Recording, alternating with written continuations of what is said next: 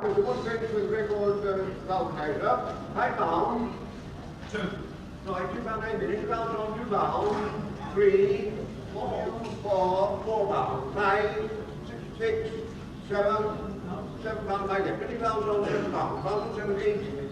9, 8 pounds. 8 pounds, 8 pounds. Pounds 8. 9, 10.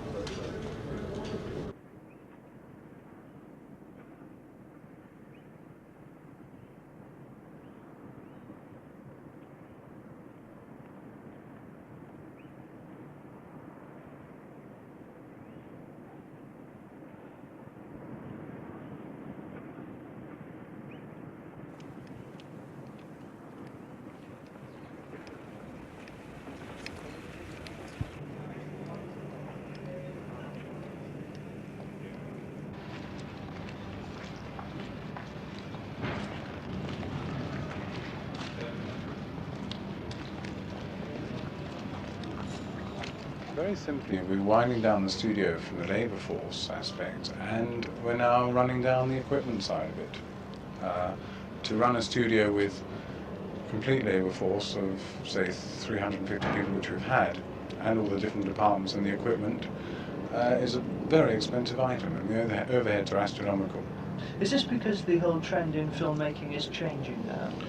Yes, I think it's not so much a trend, more the budget.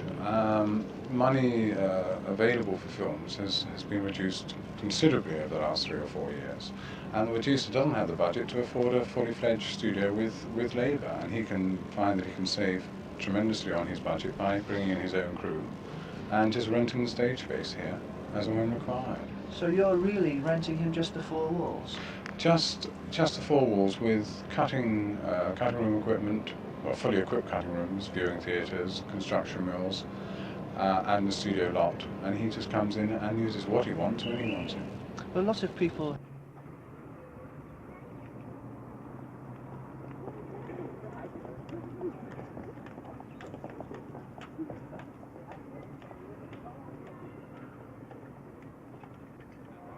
Quite like that. How long personally, I'm interested in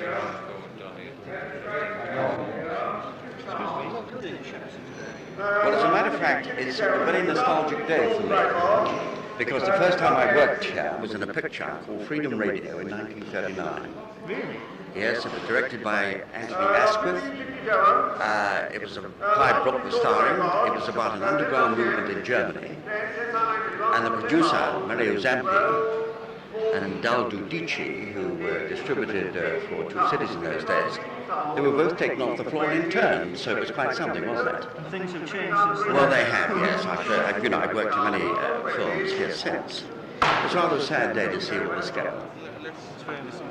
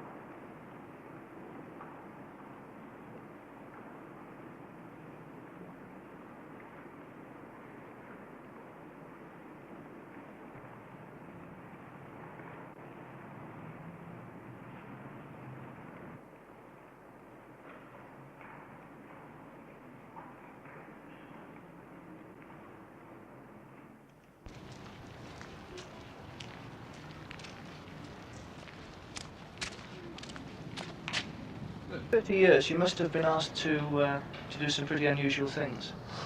Yes, so many. I mean, you can't really remember them all. I mean, comedies I've always found the most difficult to work on because comedians and comedy directors improvise as they go along and they dream up all kinds of things at the last minute. They give you headaches.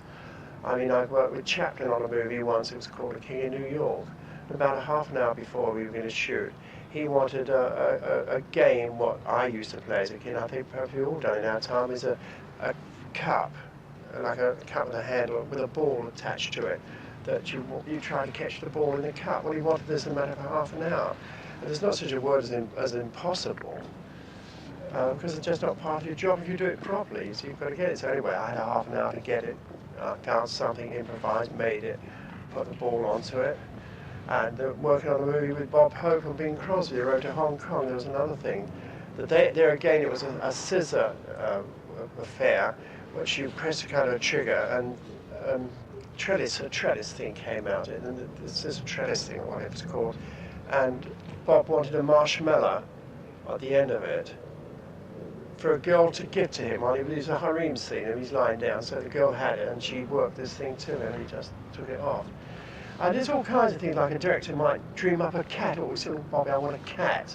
So, you know, you've got to go and try and find a cat for the next shot. So what you do, you either go to a neighbour nearby, say, can we lend you your cat, who's always very reluctant, or you go around here looking for a stray cat. And dogs.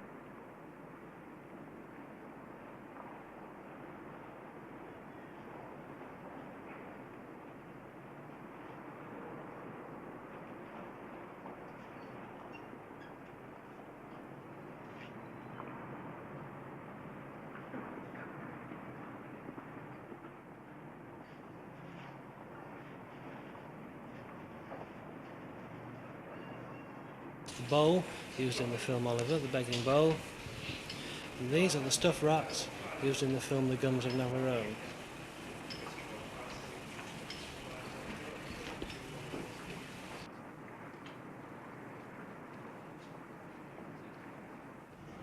"30 years at Shepperton, Bob, which were your happiest times?"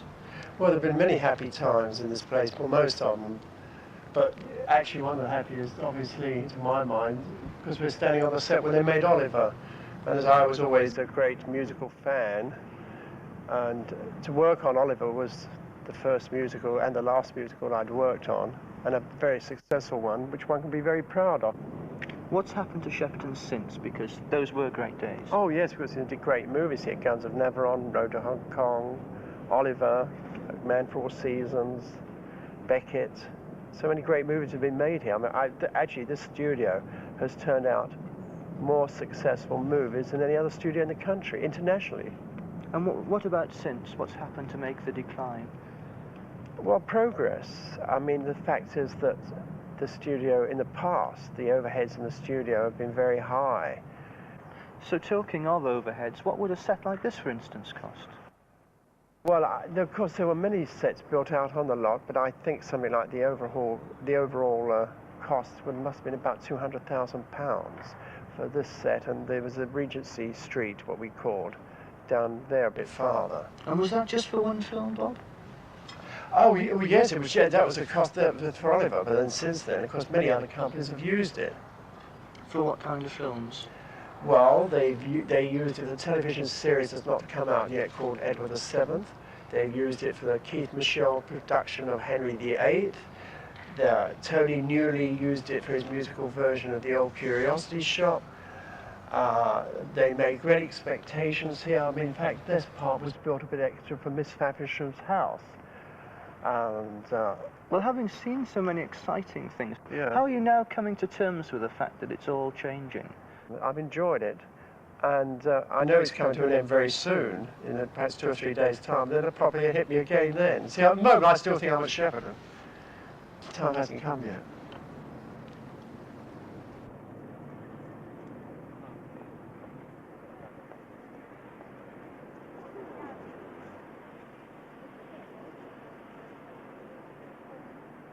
A lot of people have been paid off here, and they see it as a sad day for the British film industry. How do you see the future?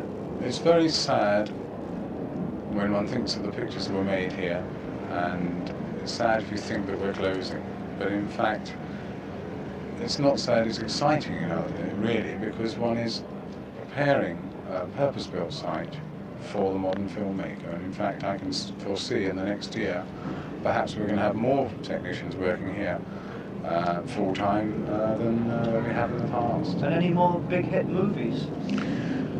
I'd like to think that way. We've certainly got Cinderella coming in next year, which is a musical, and we're negotiating for 2 or 3 pictures before the end of the year to come in. And I think when people know, which in fact they will know on November the 1st, we're certainly going to have a lot more clients in. So that Shepperton credit isn't going to disappear from the screen? Certainly not. I mean, certainly not at all.